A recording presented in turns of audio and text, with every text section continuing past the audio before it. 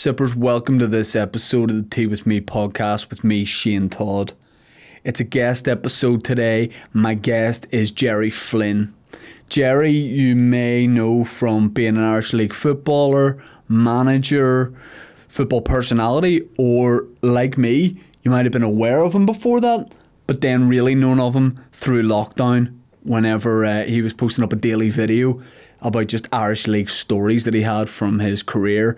I was watching them every day like a lot of people and just enjoying the insane characters and the stories that he was telling. So Gerry, who's mainly based in Spain, is over in Belfast for Christmas, came into the studio to do the podcast, and just delighted to have him to do it. Also, we talked about the fact that I made a bet on the podcast. Or it wasn't on the podcast, but it was around the time when the podcast started with Big Mike and Dan that if we ever hit the top 40 of the Apple Podcast charts, I would take them to Spain to do an episode with Gerry, because we were like talking about the episodes of Gerry's Irish League stories at the time, and I said, listen, we'll go and do one with him where he lives if we get into that chart. Now I'm thinking that's never going to happen. As much as I'm confident in this podcast being a good podcast, the Apple chart, no way. No way. That's like, you know, some sort of new local band from Northern Ireland being like, if we ever get on the Hot Billboard 100, and we have done the equivalent of that, so we gotta go do that. So the next time we do a podcast with Gerry after this, it'll be on a pier in sunny Murcia. And I've always said Murcia, but Gerry kept me right that it's actually Murcia. So it was a really enjoyable episode. Gerry has some brilliant stories. We do talk a good bit about football, but I think you'll enjoy it even if you're not a football fan. Before we get into this episode, it's Manscaped. It's a new year, and it's a chance to be a new you, pubically speaking. Okay?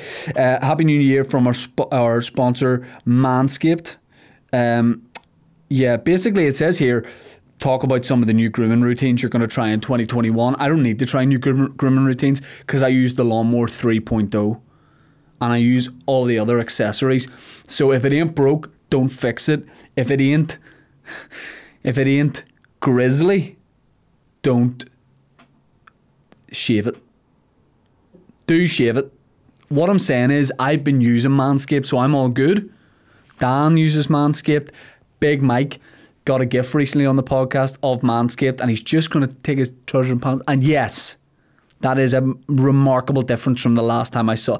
The last time he did that, genuinely, I thought, I can't think of a good enough. And I was going to say like Leo Sayer, but then a lot of listeners would know who Leo Sayer is, and it's all good. But what you do is go to manscaped.com, use the promo code TEAWITHME, all one word, for 20% off and free shipping. Coming out of quarantine with clean balls thanks to Lawnmower 3.0. It uses skin-safe technology, and you're not going to believe this, but that makes sure your skin doesn't cut or whatever. And you start the new year with a fresh set of testes thanks to Manscaped. They even throw in their shed travel bag to keep your goodies stored comfortably, which I use when I travel around. I don't go to the shops without my Lawnmower 3.0 in case I get to the shop and I go, hang on, is my pubic hair at a level that's unacceptable for me? And then I'll just, in the middle of that centre, debag myself and just start shearing. 20% off, free shipping, manscaped.com. Check it out. Let's get stuck into this episode with Gerry Flynn. Sippers, it's our first episode of 2021. Let's enjoy it. Gerry, without knowing it, you cost me a lot of money. We're talking hundreds of pounds, because which obviously I want to talk to you about, when the Irish League stories were happening at the start of lockdown, that was near when we started the podcast, and I said to Mike and Dan, who produces the podcast, I've said to Gerry, we should do an episode sometime, and we'll maybe even come out and do it. And I said to them, if we can get into the Apple iTunes chart in the next year, I'll take yous over. And we'll do an episode with Gerry and record out there. Now I'm thinking, that's my money safe. And then about 2 weeks later, we did an episode with Jamie Dornan, and they were straight on to me being like, we've got to go. So at some point I had to take two people and a load of camera gear over to Spain to do an episode. I'll look after you then. I'll put the free beer on in the keg. So, but it would be great to have you out. Yeah, you'll enjoy Murcia. Gerry, do you Do you drink tea? It's Tea With Me podcast. Are you a tea drinker? That's the first question I ask everyone. Coffee. Yeah. Always coffee, or is there an occasion where you'll have a tea? I just had a tea down below there with my stack in the Bay Tree Cafe. But when I'm eating food, I'll drink tea. But I would have at least 13 cups of coffee a day.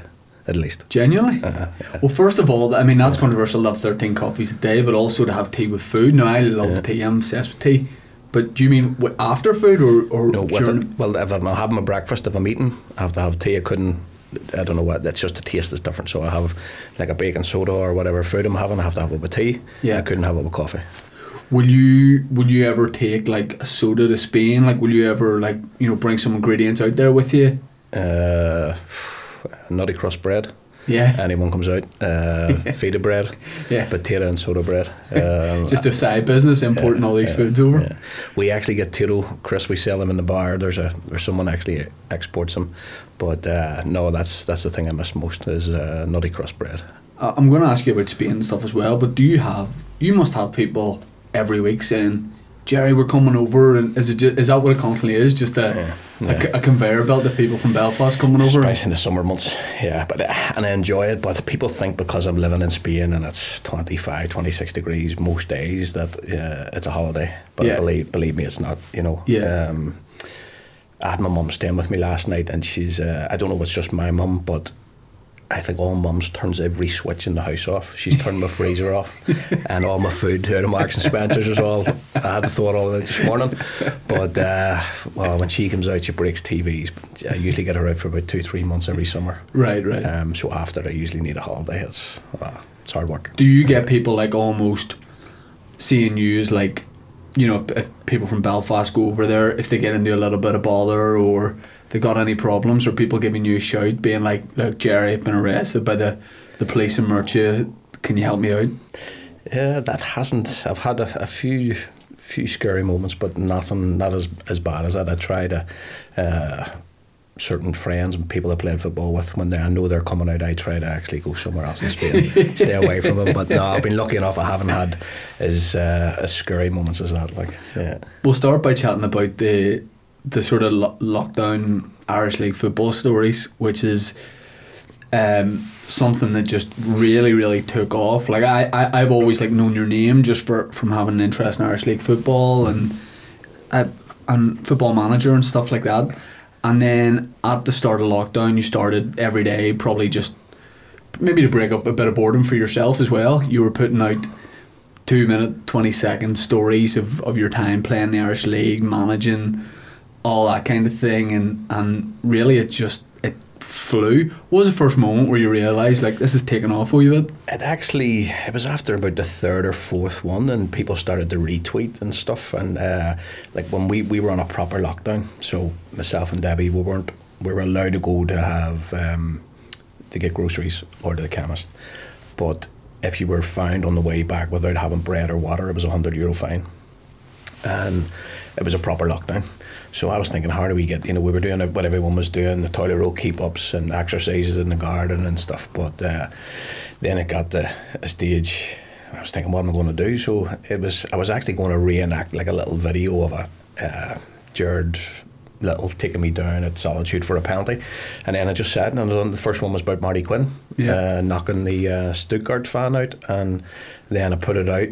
The response was brilliant, and I was going to get everyone else, and then it snowballed. Like people were phoning me or texting me and saying, oh, go easy on me, and they were reminding me, oh, I have a story about him, and probably the only one that I wasn't directly involved in or wasn't there was the Kirk Hunter story, and funny enough, it was the only one that I'd done in one take, so it would take me 4 hours a day sometimes. That's one thing I was going to say. Putting out videos on Instagram, Facebook, YouTube and stuff's fine, but to make it under 2 minutes 20 for Twitter is a nightmare. And the idea of doing something in one take, because that's what you were doing, is you telling a story to the camera, and it wasn't like some were 30 seconds. They were nearly always 2:15 or 2:20 on the dot. So how many go? Like, are you talking a dozen goes? And more. It was like, usually it was between 30 and 40 to get it, because I tried to do it where I never swore in them, and I had to be careful because a lot of the players are all married men now and different things, so the stories always had that, and then I would have tripped up, or I have a bunch of these like wee tiny parrot things. I don't know what you call them, but they're in the trees outside. Right. And at certain hours during the day, they just go mental.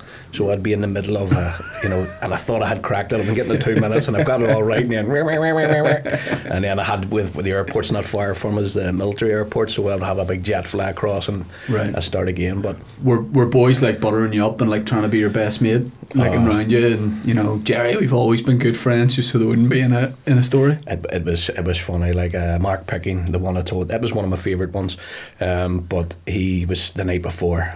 Gerry, what are you going to say? Go easy on me now. And the amount of messages coming out was what I'd done was, I think it was the day before, I'd put out tomorrow's one is Mickey Collins, and Mickey wasn't on social media, thank God, but most people were on go easy on me. And what are you going to say? And but it was great crack. And I took 3 or 4 hours a day. Did you have anybody take the thick and give you a bit of like? Was there anyone you heard maybe even through the grapevine like he wasn't happy with it? No. I think everybody took it in good jest. As I say, the Kirk Hunter was the only one that I was involved in. He was, for anyone who doesn't know, he would be seen as like one of the hardest players to ever play Irish League football, and a bit of, without disrespect, a bit of an animal, like in terms of. Yeah, and he's actually Carl Frampton's hero, growing up and stuff. So someone had said to Carl, is this true? But he had actually spoke to Kirk, and he says, no, it's not true. Now, I'm not going to argue with either Carl or Kirk, but but people don't do Big Kirk justice. He can actually play as well, right. And I didn't have much dealings or socialise with him and stuff like that. But anyone who did, Chris Morgan, Ian Young and stuff, also a great lad. So. As I say, that story was the only one that I wasn't directly involved in, but 2 people who were there told me about it. Yeah. And where he ran after the stripograma through his cassette recorder after him and stuff. But no, it was all in good banter. I haven't seen him since, so hopefully he's alright about it. We like whenever they were because it was genuinely like one of the things, because lockdown throws off your whole routine and your work and all that kind of thing. But that was one thing that I was following. Like every day I was taking a couple and we were having a baby around that time, and to be honest, the priority was kind of hearing your Irish League stories, and I missed the birth, but no I didn't. But I mean, it was just, were you getting like, I mean, part of me was thinking, why would BBC Northern Ireland not be in touch and say, look, let's put these together and do something, or send a cameraman out? I don't know, but like there was so much like potential with it. I mean, people were just so into it, and I'll be honest, I didn't know half the players. I knew maybe half of the players you were talking about. I didn't know the teams, but just, I don't know whether it's a football thing or not, just always having played football and having that kind of knowing like what goes on, and like you should write a book. That's what I was thinking, like just the stories and like Stephen Looney used to be in the Sunday Morning. Stephen's a great lad. Stephen was on to me, and a lot of people said, we're going to bring a DVD out and stuff like that, and then people were disappointed. What happened was my actual phone and computer was stole out of my garden round about I think it was about 29 or 30 had done, and wee Simba, who I always say on Twitter. Sorry, do you think that could have been one of the next players you were talking about? Like, could it have been possibly, like playing Ferguson? Or could have been, but no, that actually, it sort of, not that it was running out, I was actually running out of clean stories that I could tell. Yeah. See the Lee Feeney one, like, I think so it was about an away trip, was it? But I couldn't, I had about 40 stories on Lee. And I couldn't, and everyone saying, when does Lee Feeney story, when's it coming? And I couldn't get a clean one to put in without getting him in trouble. Did you talk about the TV story with him? UTV story with him? This is a rumour I'd heard about. So Lee Feeney was someone who went over to Rangers from here when he was pretty young and was seen as like the golden child, one of the most talented players ever come out of Northern Ireland.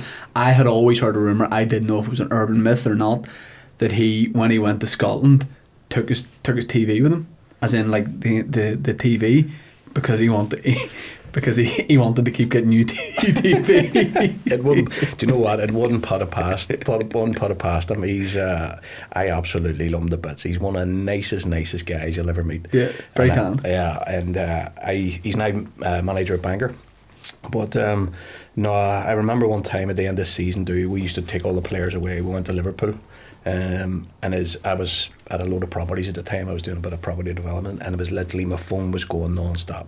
And he has this wee dopey Kilkeel accent. He's, Gaffer, would you ever turn that phone off? But he was the only player we let come into the changing room at the end of training. They used to come in with me and Minto and just sit down. And like the time I fined his brother, Colin, 2 weeks' wages.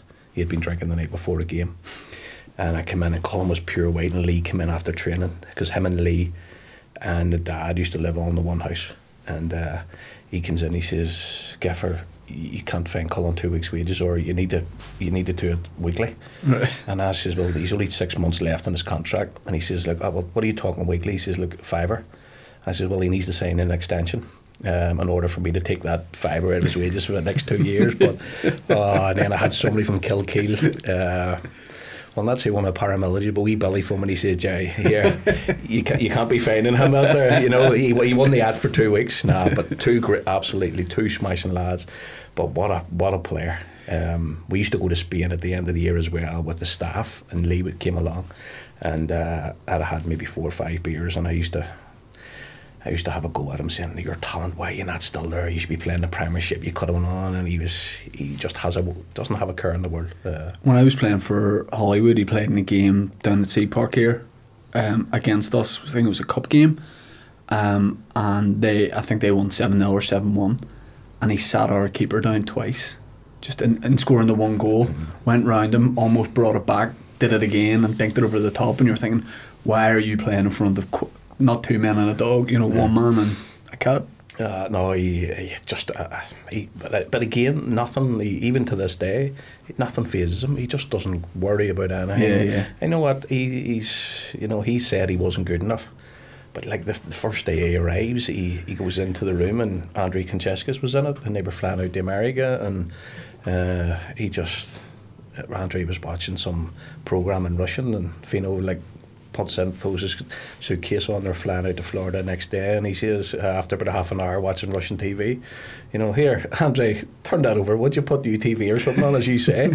Absolute rocket, but some of the stories about him, funny as anything. Take me back and talk a little bit about your journey. So you know, the way I say it, like player, manager, and then got into business and that kind of thing. But are you from whereabouts in Belfast? I was originally from the New Lodge, and my mum actually got me out, but wanted to leave. Just, you know, you just don't know what would have happened or what sort of path I would have taken. And her and my dad, we moved to Glencormley, Elmfield, when I was 9, and then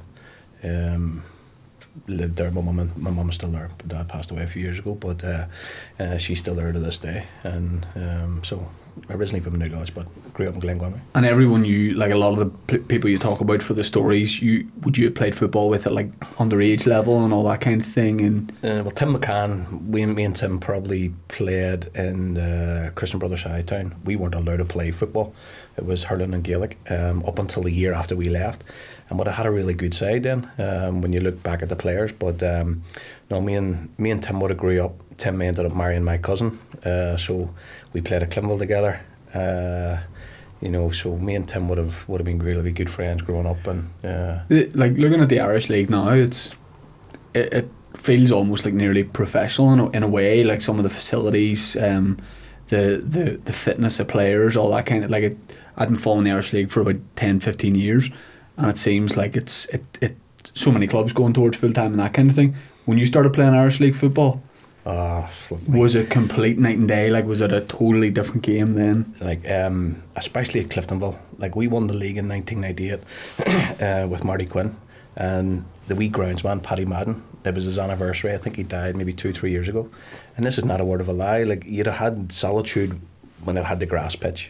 You'd have had like lines up it where he ran out of petrol with a lawnmower, and it was like half. It really was. And then there was one. This is true Bill. You know the way you line the pitch with the thing. He was doing it with a door, you know, and he was going like 6 foot, and then moving the door up to make sure the line, because the line used to be just wiggly, it's like bendy the whole way up. And we were like, Paddy, you know, at one stage you'd be a foot off the pitch, and you're calling for. But we literally had nothing, and we were laughing at the Tommy McDonald story about sharing a bath. Like, if anyone said sharing a bath now, after a game with 12 blokes, you know, and you used to straight in, and you never even listened to what Quinter said. You just wanted to get into the bath, especially if it was the winter. But that time, Tommy ended up putting a wee cocktail sausage in between his two cheeks at Windsor, and comes up and he's walking like a wee duck, and then he just drops it into the bath, and 10 of us all out. So he got one of the hot spots, but he couldn't think about that now. Oh, absolute crazy. But no, it's night and day. And just the new business that I've set up, I'm going around a lot of the clubs now that I used to, like, it's been maybe 10, 12 years since I've been to certain clubs. And Larne, like, it must be 20 years since I've been there. And the setup with Larne, for anyone who doesn't know, it's like something out of a comedy series somebody would write, where a guy originally from Larne who's worth 100 million, or certainly a multi-millionaire, has just come back and just decided to make Larne a huge force in local football, and it's like, you know, sorted the stadium out.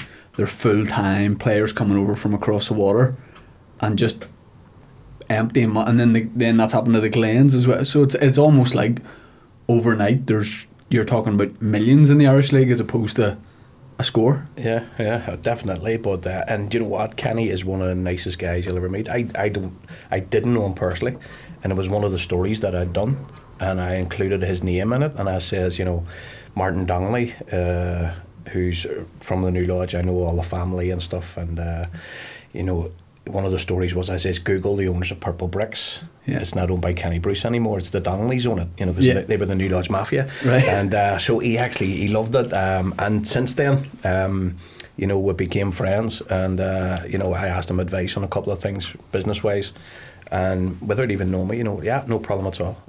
So I've actually done some sponsorship with Larne. I had sponsored the Dream Spanish Homes, sponsored one of the lounges. But it's great for the league. About 18 months ago, I just noticed on social media, because they went full-time and staff were full-time, the social media presence just became fantastic. Yeah. And every club started copying them, nearly. Yeah. And it's just brought the whole profile of the league up. Now, he comes off with a couple of tweets and you ways. wouldn't have liked that guy cutting the pitch with the door, because he has a problem with pitches. Unbelievable. But then I throw the odd tweet out and saying, oh, that pitch looks fantastic, the groundsman must be great, and then you do catch a couple of guys saying, not Gerry, it's a plastic pitch. Yeah. You know, but you always get them. No, but he's a really good guy. As you say, he's a multi-millionaire, but what he's trying to do is invest money in the club and try and make it self-sustainable. And they've pulled a couple of really good sponsors on, and I think it can only be beneficial for the league. The same with Glentoran. Does it, like, I think it does take, like, with that professionalism coming in and the money coming in, it kind of takes out a lot of that, like, a lot of the characters of the game. But that's maybe the same for football in general. You know, I don't think 20 years from now any players playing now will be able to tell the stories you were telling. No. It just doesn't seem like that kind of thing, and players socialising the way they did, and the trips, and, you know, even the idea of someone drinking before a game, like, I would say that is far less likely now to happen. Like when you signed for a Cliftonville or whatever, what wages were you on at the time when you first signed? I started off at Bangor, and I went from Bangor to Hull City, and I signed a professional contract. Hull were in the old, when it was First Division, Second Division, before Premiership came, so they were in the Second Division. And my first offer they gave me as a professional contract was £85 a week. They then put it up to 95 before I signed, but I had to pay my own digs. So I used to come out with about £32 a week by the time of digs, tax, insurance was on. My mum used to send me £10 every Monday morning, along with some Vita, potato bread and soda bread. But no, when I come back from Hull. Sorry, just a championship player now would be on easily 10 grand a week. Yeah, at least. Yeah. And when I went away from home, the only things I used to eat was like chops, steak. I like corned beef. And when I come back, I actually was eating everything. I was that hungry. Yeah. But my first contract with Ballyclare when I come back was £25 a week with Jim Platt, ex-Northern Ireland goalkeeper. And me and Jim had became really good friends ever since then. He's always coming out to Spain. But Jim also gave me a job selling ladies' tights in the markets all around Northern Ireland. And I used to get £15 a morning. And we were like, Marks and Spencer's tights. Right. But like little flicks in, is it the gusset or what, up here? And I knew the 15, 20 denier opaque tights, and when I started my own run, so I loved the winter months where I used to buy the 50p tights of Jim, and I would have sold them for £1, where they were $3.99 in Marks and Spencer's. And my aunt worked in the dentist. I had all hairdressers. I went round. I was on about £400 or £500 a week playing for Ballyclare, but I was selling ladies' tights. A tights empire around Northern Ireland. And I was absolutely minted. And then the warm weather came in, and I hated it. But you were just talking about drink. Like when you look at it now, the rewards for getting into Europe are like £1 million, Crusaders and stuff like that. But we played Cassice. I'm going to get a story in here because I please do. It's where's Cassice? It's don't know, in Slovakia or somewhere like that. Right. But we won the league in '98. So the story is Zinedine Zidane, David Beckham, Ryan Giggs, Gerry Flynn, Raúl. What have they all got in common? We've all scored in the Champions League. I thought for a second, you were about to say sold tights and Ballyclare. No, but I get that in, and I add a yard on every year. So now it was actually I scored from 43 yards, and I broke the keeper's 2 wrists. But no, and then the punchline is, but we were about 13-1 in aggregate. I don't like to tell too many people that, but you're just saying like we were beat 5-1 at home, and we goes out and to Cassice, and the night before the game, Quinner, you know, he's a realist, and he says, like, realistically, lads, we're not going to win this.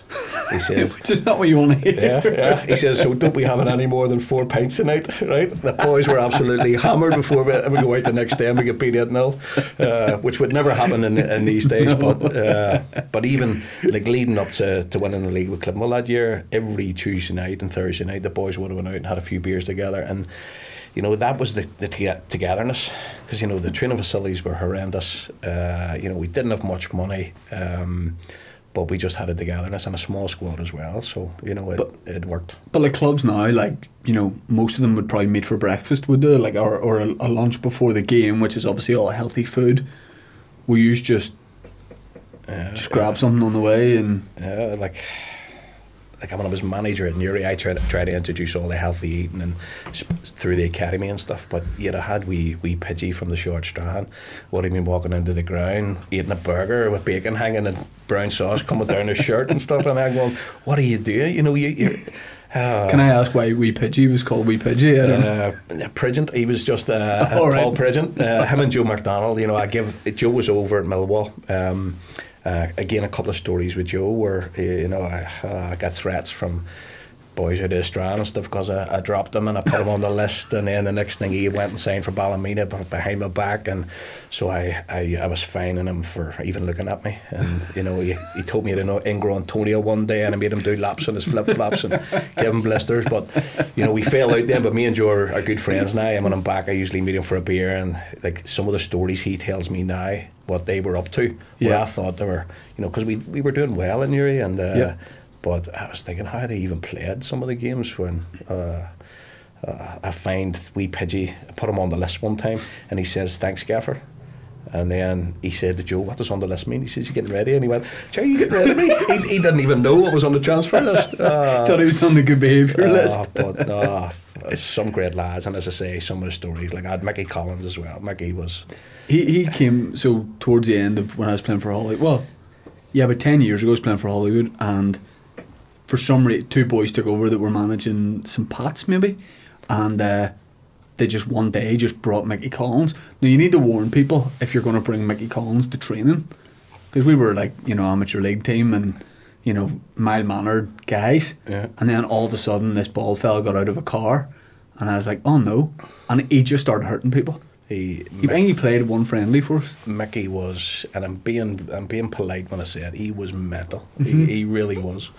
Like it was a story, he was at Portadown at the time, and I'd played with Mickey at Cliftonville, and then he went off to Portadown, but we played them, and there's a wee guy, Stephen Ferguson, wee tiny guy who played centre midfield, and I says to Fergie, look, see in the first 5 minutes, whisper this into Mickey's ear, right? And he was, what? I'm not saying that. I says, Fergie, just do it. So I'm not going to tell you what I said, but Hint, what is it? Some personal? Yeah, so within 5 minutes, he whispers it into Mickey's ear. Mickey just sees red, starts throwing haymakers all over the place. There's a great photo in the Sunday Life, wee Fergie with a fist up. Next thing, Mickey's absolute red card, and it was right beside our dugout, so I grabbed him, and he was still like a bull. I said, Mickey, it's Flinner, it's Gerry, man.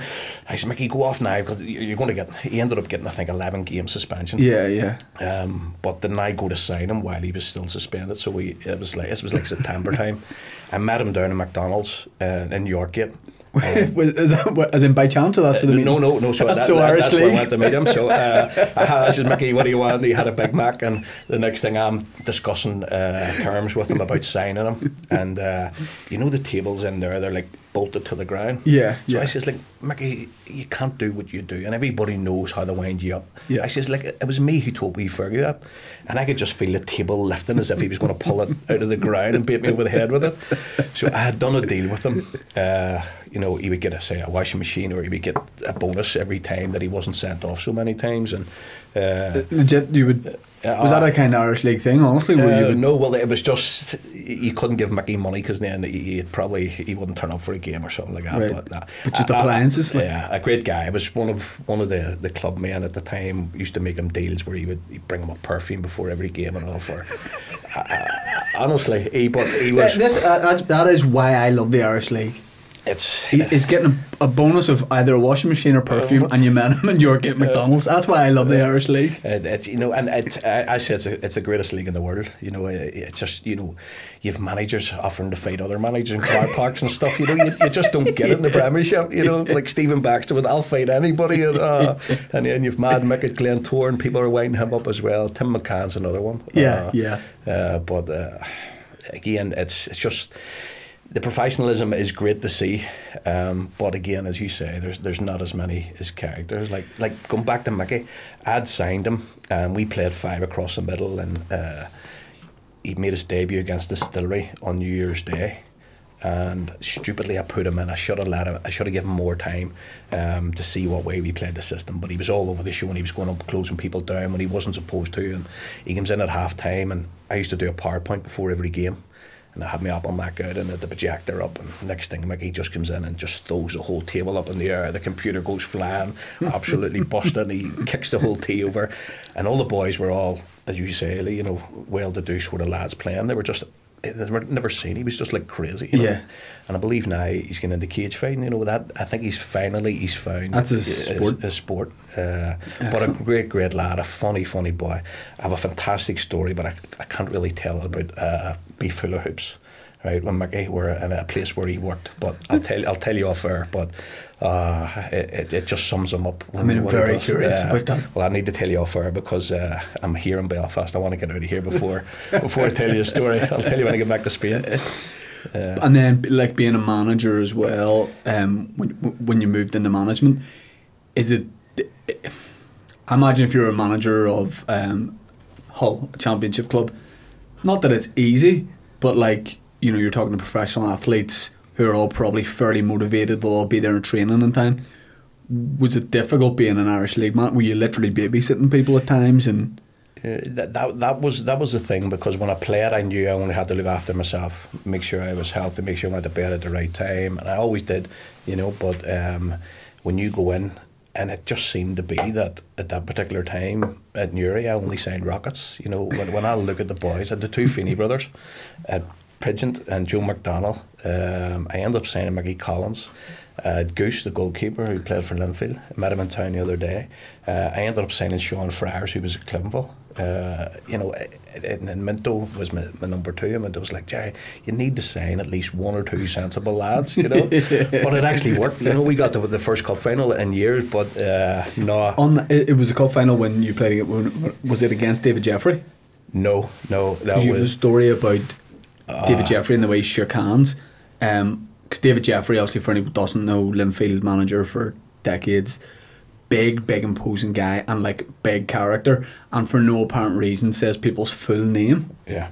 And like whenever he's being interviewed, like he is like his interviews after games were fantastic. And you told a story about, you know, he does that kind of dominating thing that Donald Trump does as well, apparently, of when you shake your hand, they pull you in, or make it a bit too hard, or slightly pull you off balance to just show that they're the big dog. The alpha male. It was part of the pro license when I had done it. It was part of your media training and stuff like that, and what way you're supposed to stand. You don't cross your arms, you look big, and you look at world leaders.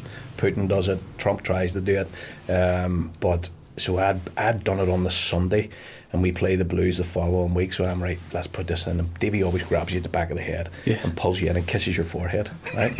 Not only does he give you a firm handshake, but he tried to kiss your forehead. So the next thing I'm going right, and he has me by the back of the neck. He's trying to pull me in. I'm pulling away. He's trying to kiss me, and it was like a comedy sketch in its own. But absolute, and then Davey would never do his team or his media after until I'd done mine. He used to say, what did he say? Because I always try to wind them up. Linfield funded by the IFA, they have the most money, we have no money coming up here, and so he would have said, well, Stephen Garrett didn't go down there for £50 a week, that's all he was getting at Linfield. Jerry's giving him triple or quadruple that.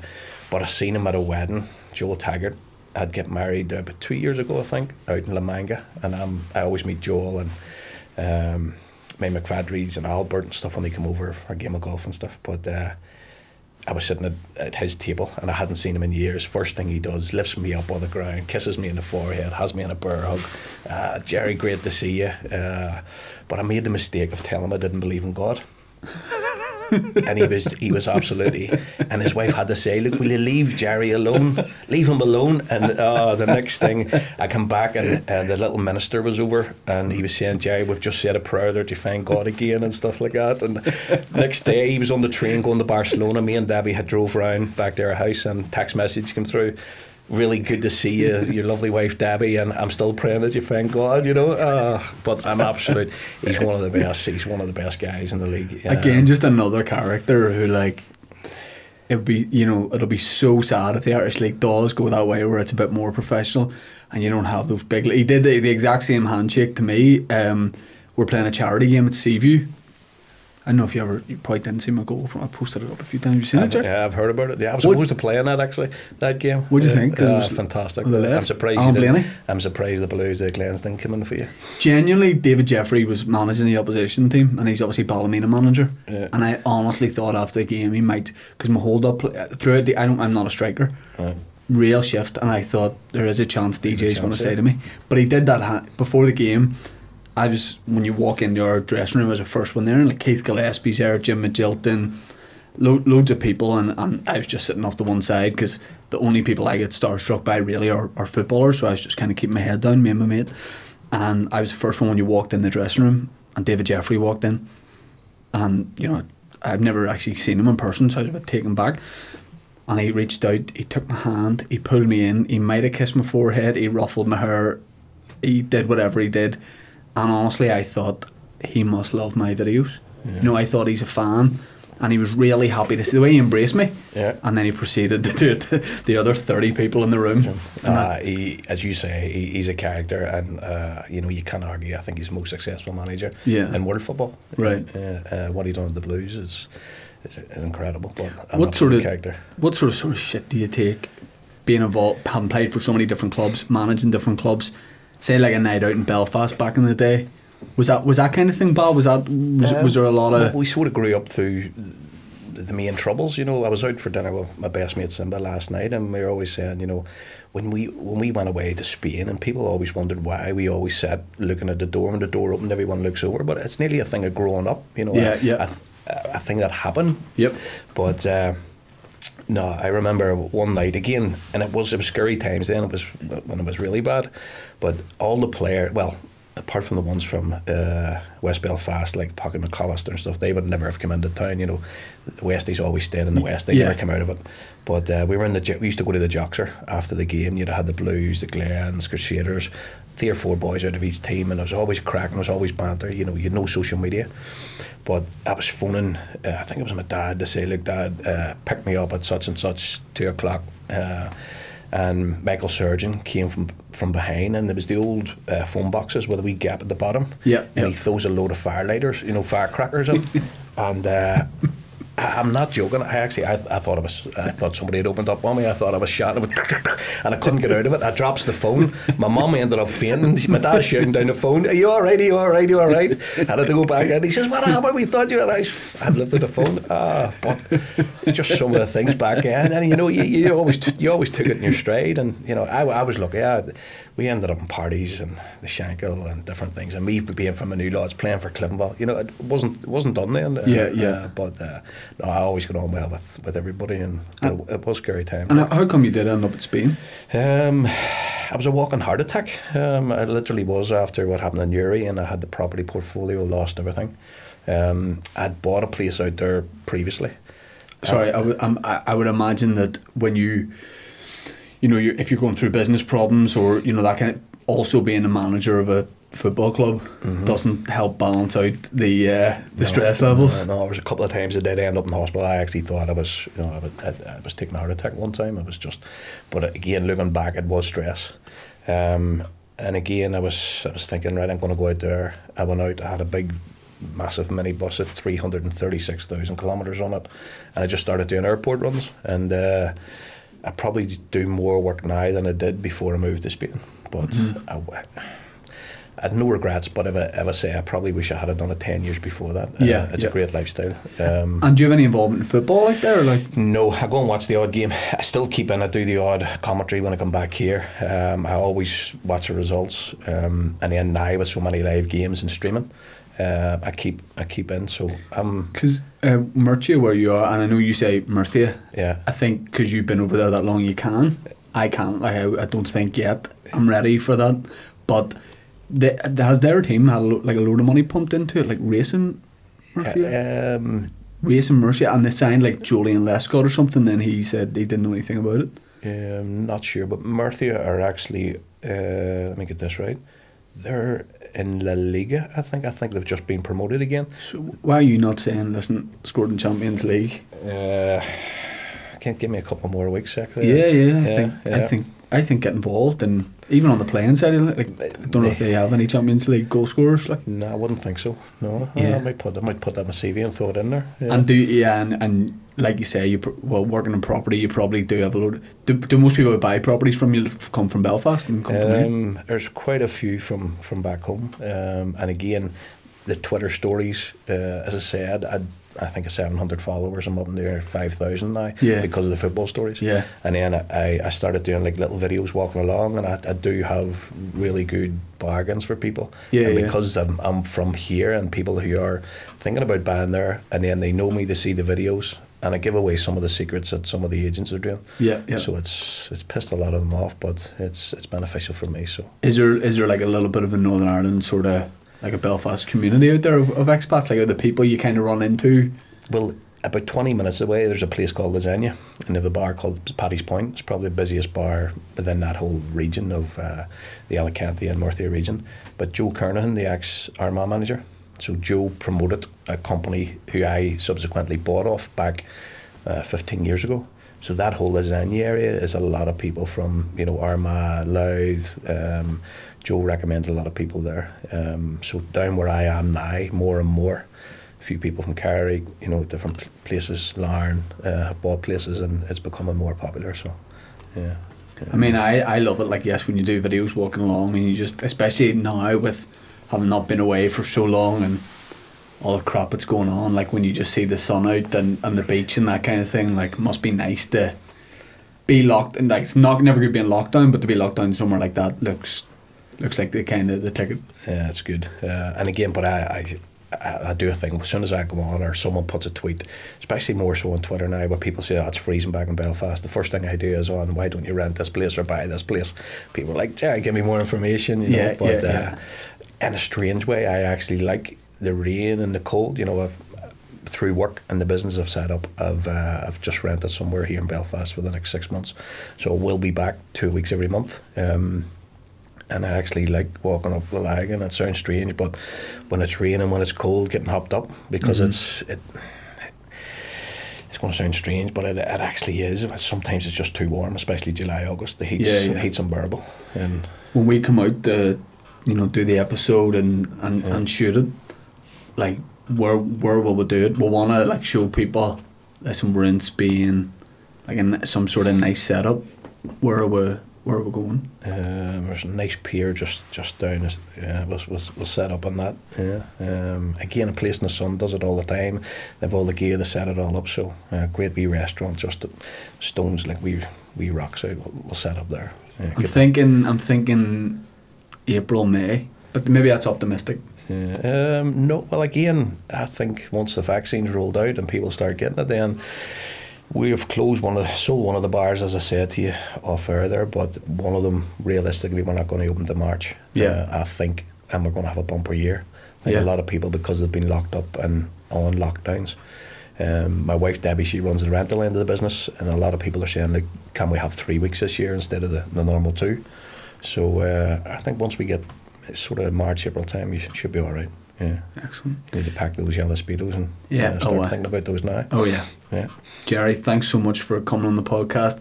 Appreciate it. We'll put a link into the business as well. Please. People can just have a, dream about a place in Spain.